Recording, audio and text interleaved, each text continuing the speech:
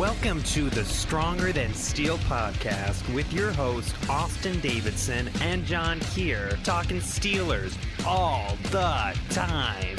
Now, here's Austin and John. Hello, and welcome back to the Stronger Than Steel podcast. My name is John Keir, and joining me as always is Austin Davidson, my co-host. Heyo. It's Season 3, Episode 5. I had a good old mistake when I said that the cornerbacks were going to be next on our last episode. It's actually going to be the defensive line. We're getting the nose tackles, defensive tackles, and defensive ends all out of the way here for you. So we just finished our last episode just recently, so we're going to jump right into it. No other Steelers news to talk about at the moment. So let's go by position. As far as defensive tackles go, the Steelers have Javon Hargrave, Casey Sales, and they just re-signed Daniel McCullers, the 25-year-old former sixth-round pick to a one-year deal worth just under $900,000. He's earning $790,000 during the season, and he just got a $90,000 signing bonus. What do you think about the Steelers re-signing McCullers? Because I know I was pretty surprised when the Steelers do it, but now that I thought about it, I think it kind of makes sense. I still think it's weird. I don't know. I feel like he hasn't contributed much. Might as well just get a late-round pick and defensive tackle and call it a day. Because, McCullers is a project player, but, he's now been in the league for, 3 years now? This is his fourth season he's going into. So I feel like it's just weird. It's no longer a project. It is, but it's a project that I think it's time to stop and work on a new one. Yeah, I definitely could see that. I just think the Steelers looked at the draft and they probably figured they didn't want to add another defensive lineman at this point, and they didn't see it was worth it. Although I do find it odd that John Mitchell, the defensive line coach, called it a make or break year for McCullers, and he played 13 snaps. So that sounds like not good enough to me, right? Yeah, I think so. Alrighty. As far as the defensive ends go, Cameron Hayward, Stephon Tuitt, L.T. Walton, Tyson Alualu, Levon Hooks, and Farrington Huguenin. What do the Steelers have along the defensive line? Well, the Steelers have an all-pro in Cameron Hayward, having probably his career best year this past year. At least definitely as a pass rusher, since he had a career-high single-season sack number of 12 sacks. And then he had 45 tackles, 15 being assisted. He also forced 2 fumbles in the season, the most he's ever had in a season, and had a fumble recovery. He didn't have as many tackles as he had in previous years, and he only had 3 passes defense, but when he had 4 in 7 games played last year, but I still think he's coming off his best season. On the other side, the Steelers have Stephon Tuitt, who probably had his career worst season, even worse than his rookie season. In his rookie season, he only started 4 games, but he was active for 16 and had 13 tackles, a forced fumble, a fumble recovery, and a sack. Well, in this season, he started all 12 games he was active for, only getting 3 sacks, 19 tackles, and 1 forced fumble with no fumble recoveries. So personally, I think this was his worst. It was really disappointing because this was the season following his big extension, so it really impacted how I felt about his season. And I guess that's skewed, but I feel like after him signing that big extension, he wasn't worth the money, and it hurt me on the inside. But next up is Tyson Alualu. And Alualu's a really good backup, at least I think. When he was first signed, I wasn't exactly a fan, but as a backup, he arguably had a better season than Tuitt. In 16 games active and only 5 games started, he had 25 tackles and 4 sacks. I think he's great and could be a starter for another team still, so I'm glad he's with the team. For defensive tackles, I'll start with Javon Hargrave. In his second year, we were hoping for big things, and unfortunately, the coaching staff disappointed us by restricting his playing time. Despite being active for all 16 games in 2017, he was a starter for less games this season than in his rookie season, which surprised me when I went to go look back at that stat. Only getting 12 starts to his 13 in his rookie year. Still, in his playing time, he looked pretty good, putting up eerily similar stats to his first year with 2 sacks and 21 tackles. The amount of sacks in his rookie year and just 3 more tackles than his rookie year. Still, I hope he's used more this next season. Next up is L.T. Walton. L.T. Walton has been a consistent average backup, but this past season he got 2 sacks, which isn't bad for a backup at all. Really, after that, all that leaves is Daniel McCullers, who I think we are both in agreement or surprised he was brought back by that team. He played 5 games and amassed 1 tackle, adding to the 16 in his 4-year career. The rest are all practice squad type guys, or just guys to hold on to in camp and then let go later. So what do you think the Steelers have here? The Steelers have a group with a very high ceiling, but last year they struggled, and let's be honest, in the biggest game of the year, they were beaten up pretty thoroughly. It left a really bad taste in my mouth. It left a bad taste in your mouth. Left a bad taste in everyone's mouth. But for the most part, you have to like what they did last year. Cameron Hayward came back from a season-ending injury in 2016, and he put up career numbers, 12 sacks. That's not something you see from a 3-4 defensive end. He was just another story in 2017. He was on another level in 2017. He was just unstoppable, and he was just a constant presence in both the run and the pass game. Stephon Tuitt had a much more disappointing season, kind of a head-scratcher, to be honest with you. He produced a good pass rush at times and was decent against the run, but he just never put it together consistently. He only had 4 less pressures than Cameron Hayward and played in far fewer games, but he only had 4 sacks. So that was really strange. He showed good things again, but there were a lot of games that he would just like to forget if you were him. So this is a big season coming up for him after that contract extension you had talked about. Defensive tackle Javon Hargrave was a guy that I really loved coming out of college, and I thought he was poised for a career year the first month of the 2017 season. He tied his sack totals from 2016 in 3 weeks this year, but he saw his playing time diminish greatly in the rest of the season. He never played in sub-package football, and I feel like he never reached the next level because of it. He's not an all-pro player, we know that, but there are times we can just see him absolutely muscle interior linemen out of his way. The game I remember specifically, Austin, let me know if you remember this, was a game against Detroit. He played a huge part in those goal line stands that were the difference in the Steelers winning that game. Do you remember that? I do, sort of. I think I remember him for one play. I don't really remember him after the one I have in my head. The one play I think you're remembering is when he basically swallowed the running back with Vince Williams at the 1-yard line. Is that the play you're thinking of? Yeah, I was thinking of him grouping up with Vince Williams. Yep. The last chance the Lions also had, Hargrave provided the rush that led to an incompletion on a 4th down at the goal line. Another play he had that was pretty big was he had the pressure on Vince Williams' interception of Tom Brady. So it's like he can rush the passer, but we just don't see him on the field enough in those situations. I'd like to see him play more snaps next year. That'll give him a chance to put it more together next year. With Tyson Alualu and L.T. Walton, I actually think the Steelers are enjoying the best depth they've had at defensive end than they've had pretty much since they last won the Super Bowl. They've been great, and honestly, they've done everything you probably could have asked out of them. Beyond that, Levon Hooks and Farrington Huguenin are project players with some upside, but are more likely camp bodies that are going to be cut next year. McCullers, who we just talked about, who was re-signed, he's depth for the nose tackle.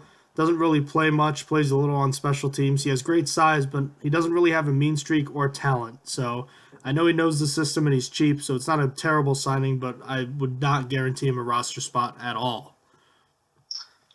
All right, so is there a free agency need along the defensive line? No. No one good left. Even if there was, the answer still would be no. It's just not a position that really needs upgrading. What do you think? Unless if for some reason Benny Logan would come to Pittsburgh for cheap, there's no reason to have anyone else signed. They have their starters in place. They have their 2 reserves in place. There's no need to spend a lot of money on that position.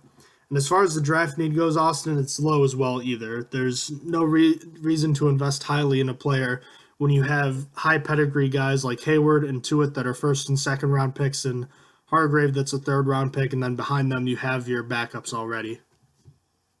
Yeah, I'm in agreement. You can't really make that much of an argument. You can make an argument to replace L.T. Walton, but I think he's been a solid backup, so it would still have to be a very low draft pick. I think that would be a problem for next year, not this year. So, as far as the defensive line goes, we're going to break this up, Austin. Because the defensive line in the NFL is kind of different now than it used to be, we're going to go with defensive ends and defensive tackles because a lot of them are hybrid players now. So I don't know who you had first. Do you want to talk about defensive tackles or defensive ends first? Whatever you want, because I'm game for either. I have defensive tackles first, so I'll start with defensive tackle. My first prospect is Bilal Nichols from Delaware. He's 6'4" and 290 pounds. He came into Delaware, not one of the top recruits, but still lightly recruited as a defensive end and tight end. In his time at Delaware, he grew into an athletic defensive tackle.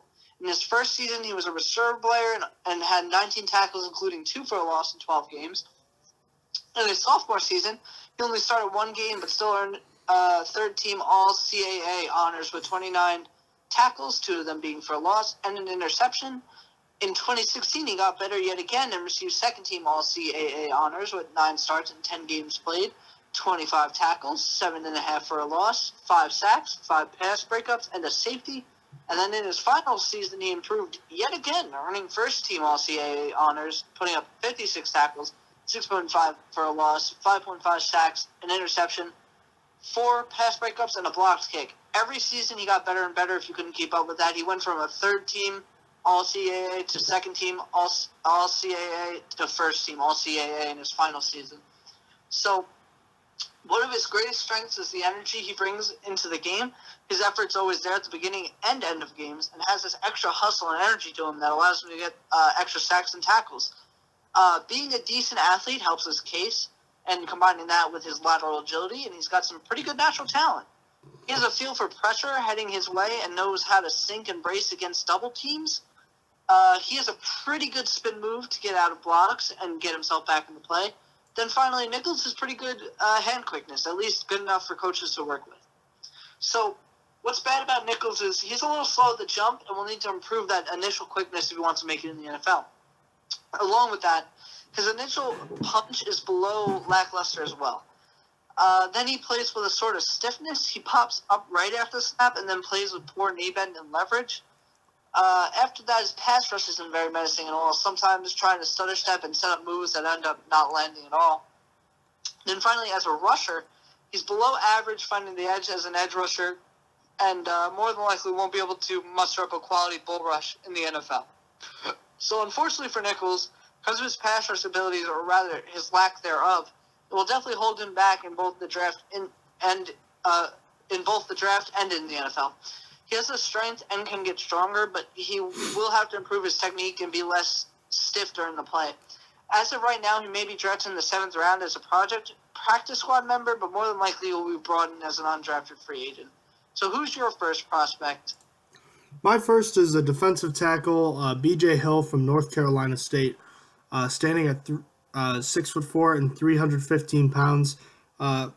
He tested pretty well with the bench press, finishing tied for 4th out of 29 total defensive linemen who participated in the combine. When it comes to bench pressing, he had 35 reps total, so that's something interesting to look out for.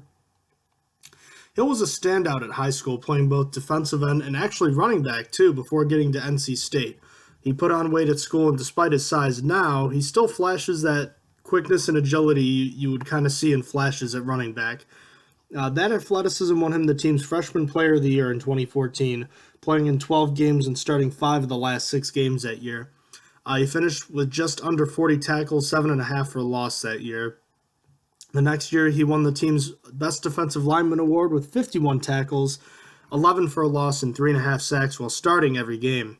His production fell his junior year with only 39 tackles and 2.5 for a loss and a single sack, and he finished his collegiate career with his best season, 57 tackles, 5.5 for a loss, and 3 sacks. So what would I like about B.J. Hill? Based on what I've seen, as I just said, he was a running back in high school, so he's pretty athletic and his movement is fluid, allowing him to accelerate and change direction quickly and naturally.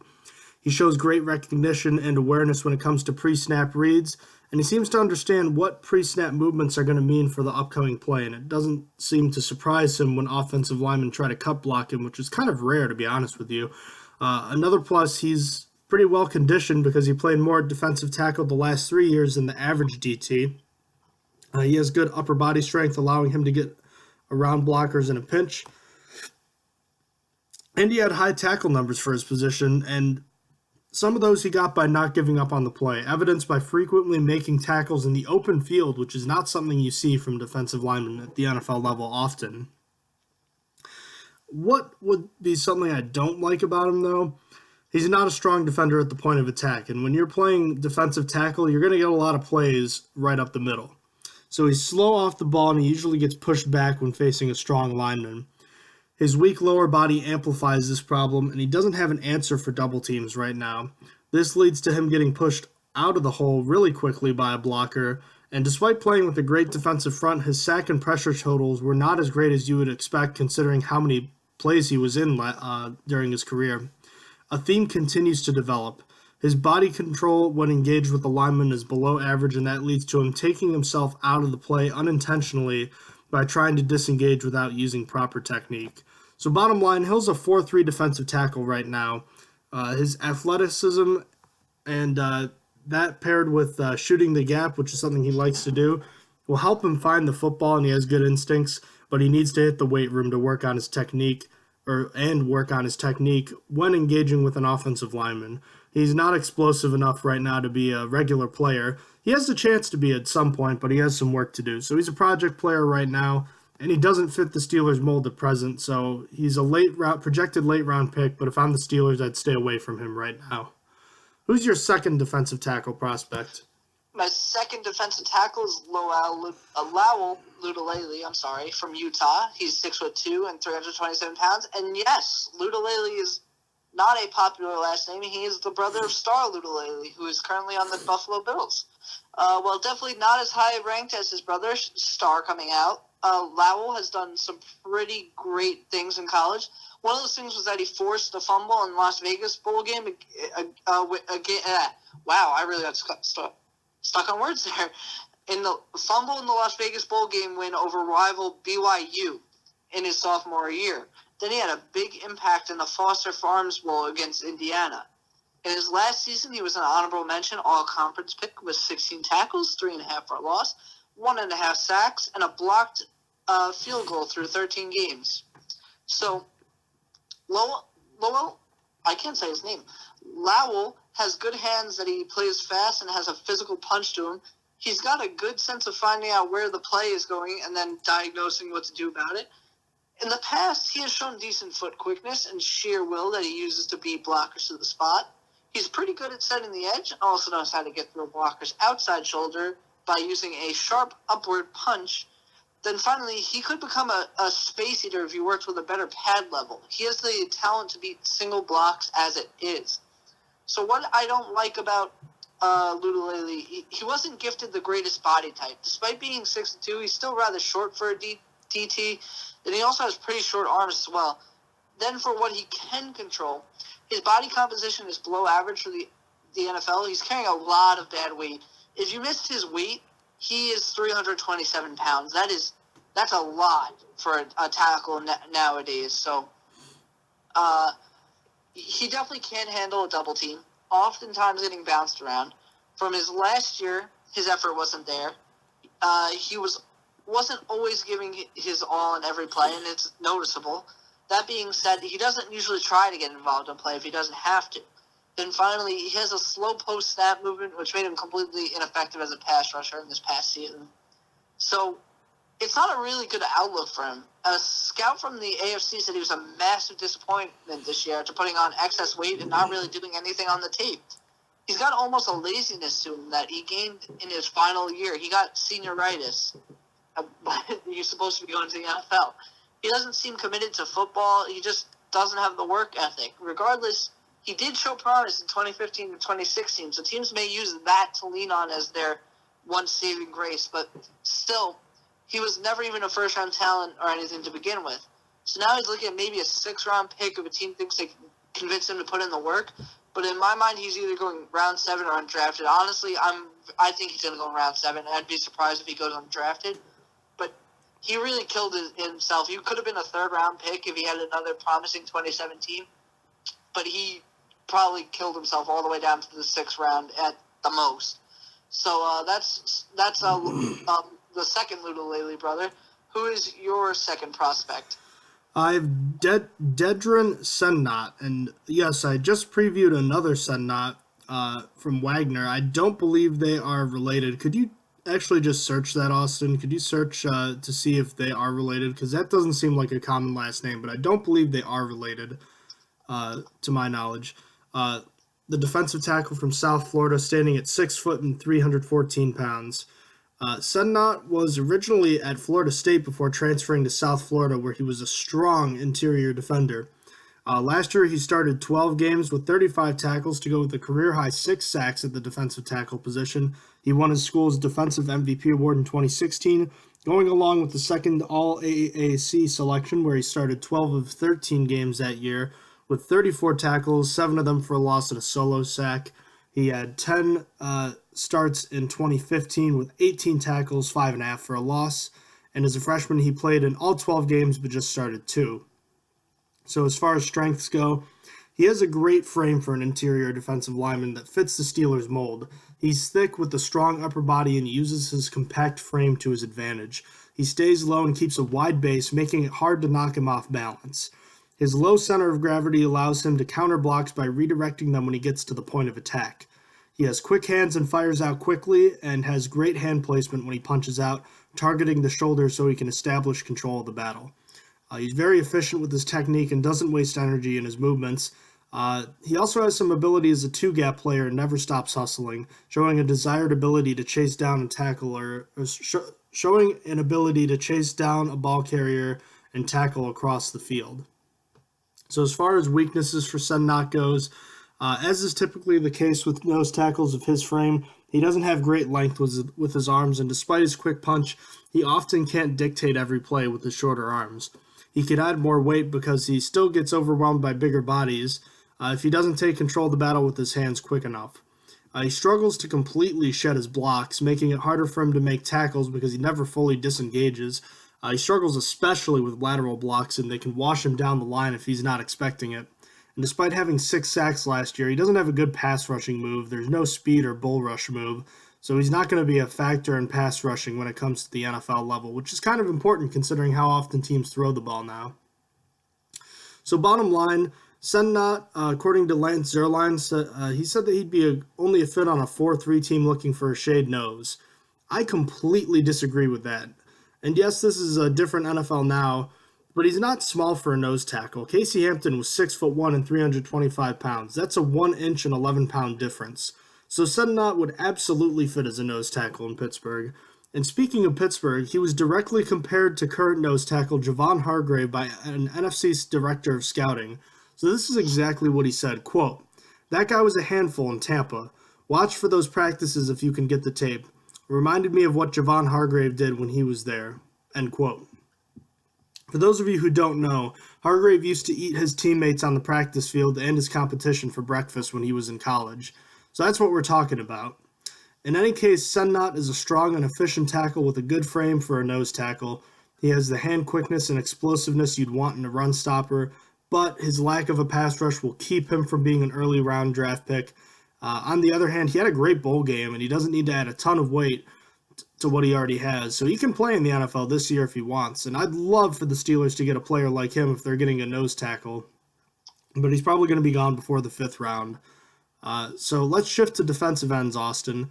Let me hear your first defensive end that the Steelers should be looking at. My first one is Marcel Frazier from Missouri. He's 6'5" and 260 pounds. Frazier has been an athlete all his life, playing football, basketball, and track through his high school career. He played at a small college of the Siskiyous in California, where he had 16 tackles for a loss and 11 sacks in one season. That earned him a 4-star rating, got him recruited to Missouri. In his first season, he only started 3 games of the 12 played, but he made his playing time count, amassing 8 tackles, 6 of which for a loss, 2 sacks, and one of those sacks being a strip sack against, get this, BYU for the team's game-winning score. I don't know why 2 of my prospects, in their overview, it was said that they literally messed up BYU. Apparently, BYU got beat up by defensive ends a few times. But He didn't get to be the full-time starter until his senior year, where he started all 13 games, where he got 40 tackles, 15.5 for a loss, 7 sacks, and 5 pass breakups, earning himself second-team All-SEC honors. So when looking at his college stats, the first thing I thought was, man, this guy has a lot of tackles for a loss. And it turns out 32% of his tackles over the past 2 seasons have gone for losses. He exudes energy throughout the rep and chops like a madman. He has really good hands. He keeps them active against both the run and the pass and uses rapid-fire punches to keep blockers from squaring him up.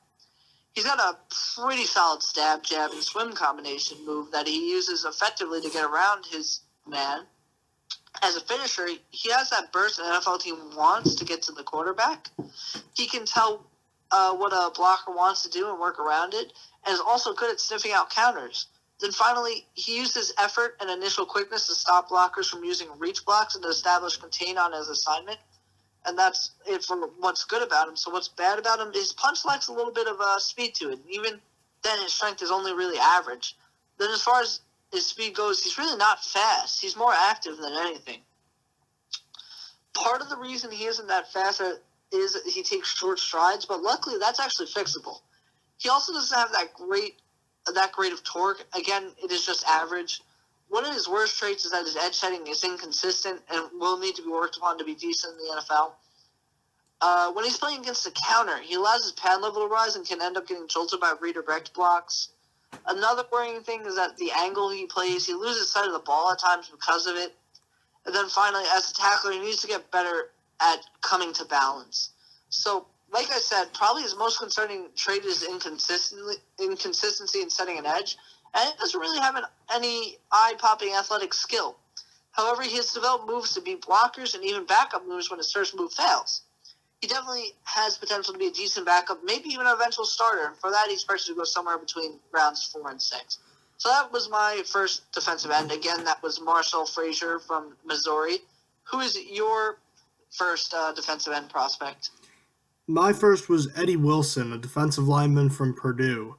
He's tall, 6'4" and 301 pounds. He had a disappointing NFL combine, though. He only participated in the 40-yard dash, the bench press, and the broad jump. I'm not sure if he's injured, Austin, but he very well could have been, because his 40-yard dash time ranked 30th out of 33 defensive linemen at 5.37 seconds.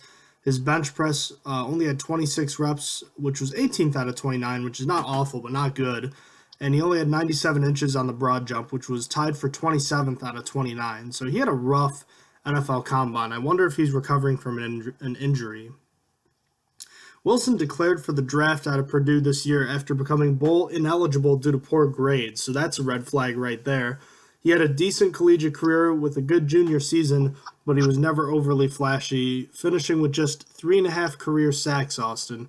He showed the ability to be a versatile defensive lineman, playing both defensive end and tackle, but he wasn't an option when it came to pass rushing. His best season came his sophomore year when he had just 2.5 sacks on 36 tackles. So what is good about him, I guess? Well, he plays with a good motor and he plays through injuries. He drives his feet through every play and he doesn't stop until he hears a whistle. He shows a strong will to chase down the play even when it's not in his direction. Can be described as slippery by his opponents because he rarely gets stuck to an offensive lineman. He showed a rare ability to fight back after losing the early part of a one-on-one battle. He has tremendous instincts when it comes to shedding blocks to make a tackle. He doesn't shed too late when the ball carrier is past him, and he doesn't shed too early, giving the ball carrier a chance to make a move on him so he can miss. He shows raw talent at the line of scrimmage with his hands and a strong upper body to keep linemen's arms off his body. Missing tackles is not something he did often. Once he got a hold of a ball carrier, he was going to the ground. And he played through a significant arm injury in 2016 effectively, too. So, as far as the weaknesses go about Eddie Wilson, as you may have guessed from what I said earlier, he doesn't have good discipline, both off and on the field. Obviously, his academic struggles are concerning as he got suspended from a bowl game because of it. But even more concerning is that he was flagged 15 times in 3 years. That's an average of 5 a year. That's not good. Scouts have openly questioned his desire to improve off the field when it comes to working out and studying tape, and that's a real red flag when you hear NFL scouts questioning your desire. Despite his talent, like I said, his numbers were not that good. He's not a good pass rusher off the edge and gets washed out around the tackle or gets cut inside too often, giving mobile quarterbacks the whole field to roam. He does not use his hands effectively when it comes to controlling the point of attack, and he doesn't stay square to his blocks, turning his pads and making it way too easy to lose his balance. His lower body strength is also not where it needs to be right now. So bottom line, Wilson has the build and framework for an NFL player, but he has to grow into it more. He's a decent talent for an NFL lineman and shows good athleticism, but teams are really going to look at his attitude with a question mark right now. It's going to be up to him if he's going to put in the work he needs to be a starter.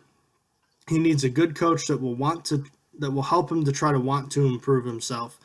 If he's lucky enough to get that, he can find his way into the lineup as a solid interior defender, but if not, he's going to be struggling for roster spots and has upside only as a decent depth player.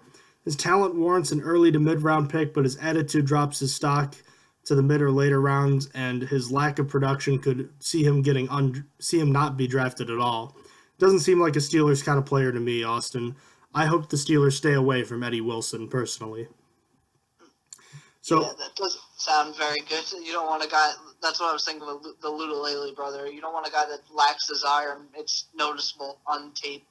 But for my second defensive end prospect, I have Justin Lawler. He is from SMU. He's a Mustang. He's 6'4", 262 pounds. Lawler was a powerlifter in high school, and while only a 2-star recruit out of Texas, he was ready to play immediately at SMU. He had playing time in all 12 games as a true freshman, including some time in offense, getting a 2-point conversion, as well as a 3-yard touchdown. In his sophomore season, he was a full-time starter and actually led the Mustangs in tackles with 64, 9 of them being for a loss. His breakout season, though, was in 2016, where he earned first-team AAC honors, getting 65 tackles, 15 for a loss, and 6 sacks. Then as a senior, he did even better, getting 74 tackles, 15.5 for a loss, 9.5 sacks, 2 forced fumbles, and a whopping 3 blocked kicks. I don't know how that happened. That's kind of cool. But scouts have comments about his character, saying how he is what is desired in a prospect, his exact character. He has a strong work ethic and is very strong. He didn't participate in the combine, but he would have had one of the higher bench presses due to his powerlifting background. And he keeps his body in optimal strength. His effort has led to big performances against bad competition. He ruined poor Connecticut with 4 sacks and 4 tackles for a loss in that game. He's got a pretty good initial speed to get upfield and keeps the speed going by leaning forward to harness momentum.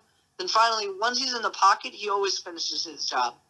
So, while pretty physically talented, he lacks length on the edge. He plays with a stiffness that is easy to knock off, and he has struggled against strong run-blocking tackles, often getting winded off the edge.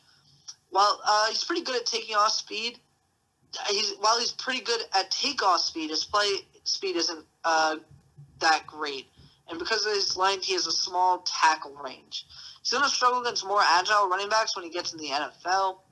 He doesn't really have skilled hands. He's more just aggressive hands.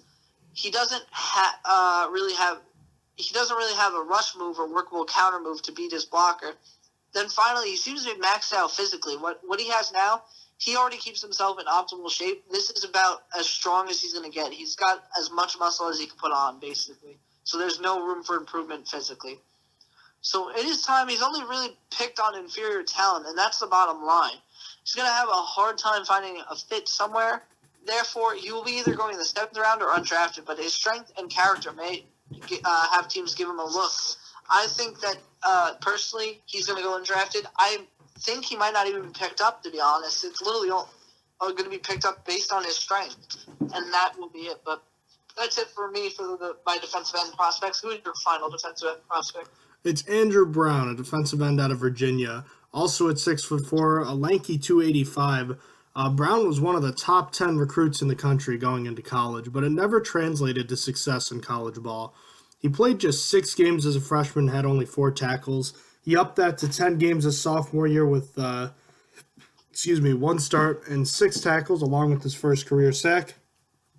Finally, in 2016, he earned regular playing time, starting 10 games and playing in all 12 with 38 tackles and 13 of them for a loss. He continued his good production in 2017 by starting all 13 games, making a career-high 46 tackles with 3.5 sacks, going with 10.5 tackles for a loss. Brown has great timing when it comes to the snap of the ball. One of his strengths is that he really comes off the line ready to attack, and he's aggressive off the ball. He has good lean and generates some momentum after the snap, which isn't something you see all the time. Uses his energy and upper body strength to take on blocks that doesn't sit back on a block, meaning he tries to get off the block as quickly as possible. He has strong hands for a decent bull rush. He plays with a high motor, which keeps his playing speed high, and he never gives up on the play, which leads to some tackles he wasn't expected to make. His current frame and size translates very well as a versatile player on the next level. As far as weaknesses go, technique is just not good right now for Andrew Brown. His legs appear to be heavy to the naked eye, and he doesn't set a good frame when he's engaged with the defender, again, making it easy to push him off the ball at the point of attack. Because he leans forward so much, it's easy to take him out with a cut block. He struggles to close down gaps on the backside when he's not blocked, meaning that read option would kill him. A lot of his production was scheme-based and not talent-based.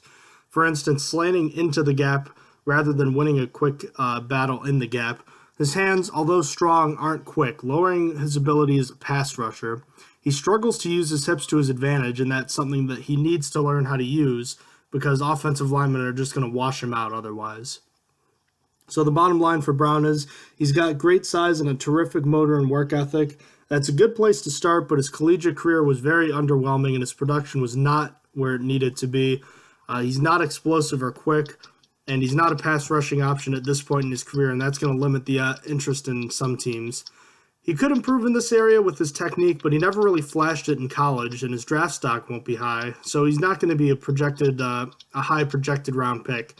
Closer to 6th or 7th rounds, and I could see him being an undrafted free agent. If I'm the Steelers, I don't want to pick him just because he never produced in college. Why would you want a player in the NFL who couldn't produce on the level before, right? That's just how I looked at it. So, Austin, as far as your prospects go, how would you rank them? I first have Bilal Nichols. He was the defensive tackle. I thought he had the best fit. He sounded like the best one.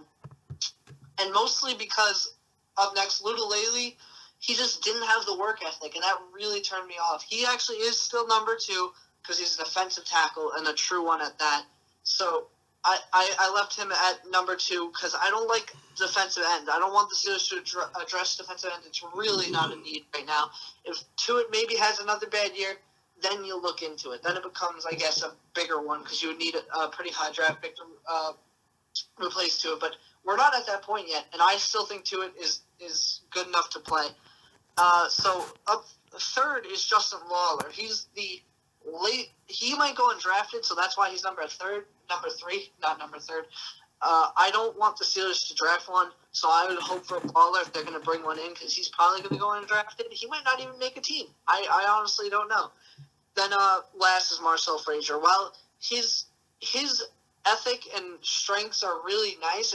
Reading about him was really cool. It's way too high of a draft pick for a defensive end that the Steelers don't need it. I'd kind of be upset.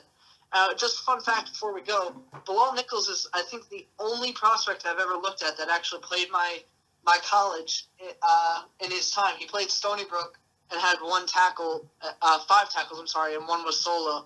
I looked back at the game and stuff because it was weird to me. I never looked at a prospect that came from the Northeast region, really.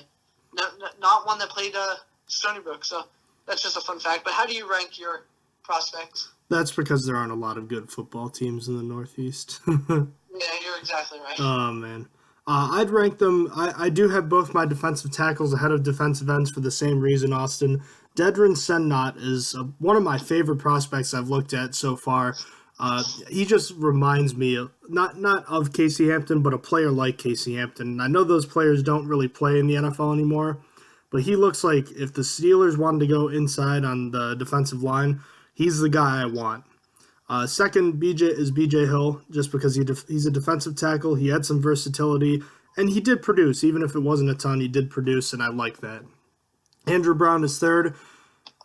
Look, it's nice to have a guy who has a great work ethic like he does, but his talent and production problems were just not something I'd want to see the Steelers have.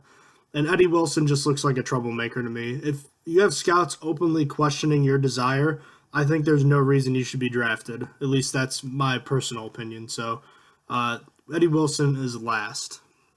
So that concludes our defensive line preview, if you will, for the draft. So let's catch up on NFL news, Austin. I'll let you take it away. Sure. The first bit of news is that Jason Pierre-Paul and a fourth-round pick were sent to the Bucs for the Bucs' third-round pick and their fourth-round pick. I personally thought that the deal was pretty fair. I didn't think Jason Pierre-Paul was worth that much, but according to the Twitterverse and a poll that NFL on ESPN put out, a lot of people think that the Bucs won this trade, which surprised me. What are your thoughts on this trade? I actually think the Giants won this trade, and here's why. The team swapped fourth-round picks, so I'm not, they, to my knowledge, aren't they pretty close in the draft? As far as yes, Giants are 2, Bucs are, I have no idea, but they're pretty high up. They're probably top 10, I'd imagine. But in any case, so you're just talking about basically Pierre-Paul for a third-round pick. I don't know why he'd be worth a third-round pick. Ever since he blew off his finger and half of his other finger, he hasn't been nearly as good. He had one decent season, but he's just not an impact player anymore. So I don't think it'd be worth a third-round pick. If it's a seventh-round pick, that's one thing. But I think the Bucs really not got fleeced, but it was a bad move to give up a pick that high for a player who hasn't produced that much since the injury anymore. So I think the Giants won this trade. Do you agree? I very much agree. I was still confused as how Twitter thinks that it's not only that Twitter thinks that the Bucs won this trade, they think that the Bucs fleeced the Giants in this trade, and that confused the heck out of me. I don't know what people are thinking. I guess they're still got old Jason Pierre-Paul in their heads, like that he's still a young player and he still has all his fingers on his hand. But I think that the Giants made a really good move here. I personally am in complete agreement. But it makes sense for both teams. Yeah, exactly. It makes sense. I wouldn't say no one got fleeced. I'd say it was okay for the Bucs. It wasn't the greatest move. I think they lost a lot, but they did get to move up in the fourth round to the beginning of it, which they were already there, but still. But the next bit of news, of course, this hit hard with me. As soon as I saw it, I was like, of course. Michael Bennett has a warrant for his arrest after he allegedly shoved his way past a 66-year-old paraplegic worker at NRG Stadium. Bennett was trying to get onto the field following Super Bowl LI to celebrate with his brother Martellus for winning the Super Bowl. Now, I didn't put it past Bennett. He's turning himself in on Monday, I believe. He's out of the country. That's correct. He's coming in. He's not going to put up a fight or anything. But it's just like, I think I've told this podcast at least 7 times that Michael Bennett is my least favorite player in the NFL. I think I explained my reasoning, but if I didn't, I'll go into it now. I think that he would be a scumbag if he was outside of the NFL. He's one of those players that I think wouldn't translate into the real world as a good person. So even if he wasn't, I think he'd be a scumbag. And that's not something I say. I think he's the only player I believe that. I think Vontaze Burfict off the field might be an okay person in person. He's only really gotten in trouble for stuff on the field. Michael Bennett, however, it's just not my cup of tea. He's really something else. Now, I would like to address the thing that there's a paraplegic worker as a security guard in NRG Stadium. I don't understand that. I don't understand why, but it doesn't matter why. She's a security guard, and Bennett should still have been listening, and she ended up hurting her.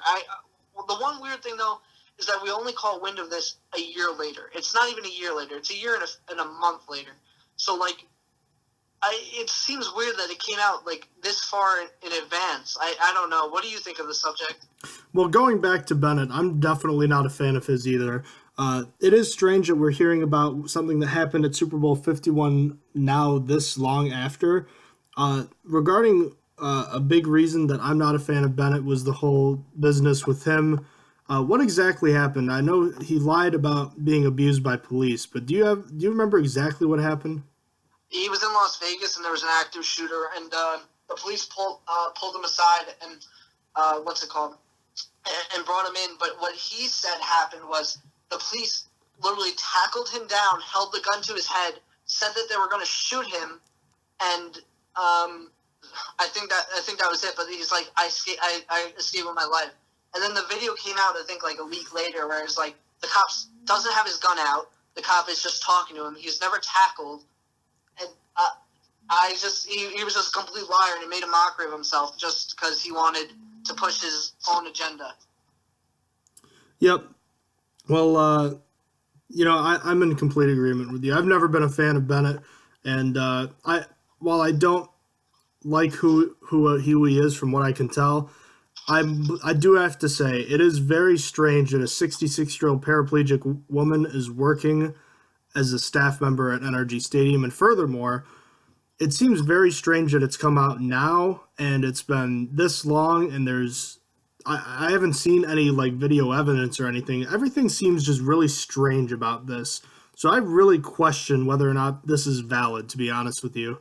I'm not saying he didn't do it or he did do it, but it seems very strange to me, this set of circumstances. So it has my eyebrows raised a little bit, but if Bennett's going to get in trouble, honestly, I think it might be kind of karma for what happened last year with the whole police brutality business based on that. So I'm not saying I side with either side there, but I do believe that if you commit a wrong, you're going to get it coming back to you too. So that's all I really have to say on the matter. We have a couple signings in the NFL. Terrell Pryor signed with the New York Jets. I like that move, Austin. That seems like a good move for both sides. Low risk, potentially high reward. Yeah, they might be without Robbie Anderson for some time this year. Just today, they said that his court case is going to be happening during training camp, and he might miss some time as he fights it out in the court, and he might face a suspension still. I don't think we really heard about that, whether he's getting suspended or not for his. So they need another wide receiver. They are getting back. His name is skipping my mind. It starts with an E. Quincy Enunwa. They are getting him back. He was injured, and I liked him as a wide receiver. But it's good to have someone to replace Anderson if he is held out for any amount of time due to his own court troubles. Do you have anything else to say about Terrell Pryor? No, not really. Did you see the Jets rescinded their offer to Ndamukong Suh? Yeah, I did. I guess they didn't like what he had to say or something. They said he wasn't in their long-term plans, which is interesting because Suh went from being this hot commodity to now all of a sudden it looks like there's only 2 teams that want him. Yeah, it's surprising. I don't know. He's just ever since he became a Dolphin, I don't know. He's just another defensive tackle to me. He wasn't in Mr. Shoe no more. He's just average. An average scumbag. Yeah. I mean, to be fair, since he's in the Dolphin, I haven't heard of anything like him kicking on people or stepping on legs or kicking people in the gonads. That's because he's on his back all the time. True. Although, to be fair, I think he's still been a good player. But then again, you're also not going to usually be as good when you're 30 years old as you are when you're 25. So. Yeah, no doubt. In any case, did you see that the Steelers have placed their contract talks with Le'Veon Bell on hold until a quote-unquote appropriate time? Did you hear about that? I don't know when an appropriate time is. I feel like the whole offseason should be an appropriate time, but I guess you got to be focused on other things. I guess you can't really – you got to multitask, but you got to pick and choose your battles, I suppose. I think the Steelers could be using this as a way to just stick it to him. Maybe. Might be a smart tactic. I don't know. I don't know what's the best course of action with him anymore. I don't know. I've flipped on this so many times over the past couple months. I went from wanting to cut him to wanting to retain him wanting to franchise him to wanting to completely retain him to wanting to just get rid of him. I think the franchise tag is probably the best move, but if the tag ends up getting rescinded, if the Steelers draft a running back early, I'm not going to be mad at that either, to be honest with you. Yeah, I still think it's best that he tests the market, and if someone really wants him that bad, thanks for the comp pick. I don't really think anyone is going to offer him more than what the Steelers offered him. And like I said, my guess is $14.5 million. I'm guessing they offered him the franchise tag, but on a long-term deal. And if he really wants $15 million and it's like $500,000 more than what the Steelers offered him, it's good riddance. He didn't want to be in Pittsburgh for $500,000. I can't imagine a team offering him that much more, and it's going to be what he wants, like $1 million more a year. That's a lot of money, but it's chump change to a running back that's already made like $20 million so far. Especially with the threat of sitting out games, perhaps. So. Yeah, exactly. In any case, one last bit of news. Ike Taylor is an idiot. Breaking news. He got suspended from the NFL Network a couple months ago, and he has just been let go. Why, you might wonder? Well, apparently he sent a text message to one of his female co-workers of Taylor reportedly pleasing himself, if you will. If you understand what that is, great. If not, then, well, that's unfortunate. Basically, all you need to know is that Taylor was doing something very stupid, and he got fired for it. He had a very cushy job working at the NFL Network, and he blew it. So Taylor's an idiot. I'm sorry, but he is. I'm gonna be real with you. Until I saw it written on our script, I thought he just got fired because they wanted to move on. I had no idea that until I read it that this is what happened. That's crazy. Yep. Definitely not a smart move there for Taylor, who, again, decent NFL career, and, it seemed like he was doing really well on the NFL Network, and, he blew it. And why would any woman want that out of nowhere, I ask you? I mean, I don't know. I'm not a woman. And I know you're not either, but, I wouldn't understand that. Consent is key, kiddos. Consent is key. Hear, hear. Indeed. Until next time, though, remember to be smart, kids, ladies and gentlemen, and don't do what Ike Taylor did. Austin, I'm all set if you are. I am good. Probably our most controversial podcast ever. Yeah. Well, let's end on that note. Thank you so much for joining us today. If you have any questions about the show, feel free to email us at strongerthansteelpodcast@gmail.com. Check us out on Twitter @stronger_steel, at Instagram @stronger_steel_NFL. And we're on Facebook @Stronger Than Steel Podcast. Check out our episodes on YouTube, SoundCloud, and iTunes under the name Stronger Than Steel Podcast. And check out our website, strongerthansteelnfl.blogspot.com. Thank you so much for joining me today, Austin, and ladies and gentlemen, have a great night. Thank you for listening to the Stronger Than Steel podcast. Have a good night, have a good morning, good afternoon, whatever you feel like celebrating. You have been listening to Stronger Than Steel podcast. Thank you for joining us today, and don't forget